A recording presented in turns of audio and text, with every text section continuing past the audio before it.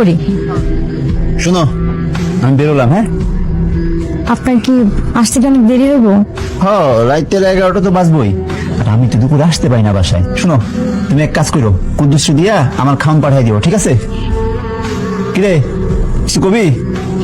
ভাইজান ওই বাজারে শার্ট প্যান্ট বানাইতে দিছি তো, শার্ট প্যান্ট আনতে যাইতে হইব।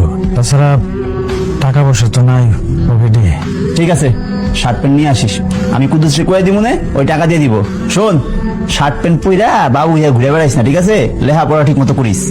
কি মিনা কাটুন, কিছু কবি? না ভাই, আমার কিছু লাগবে না। আসছে না ভাইয়া, ভাবি দেখে লজ্জা পাইতেছিস না?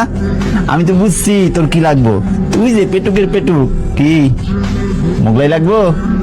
আমি বুঝছি। শোন, আমি কুদ্দুসরে দিয়া তোর মোগলাই পাঠাই দিব, ঠিক আছে?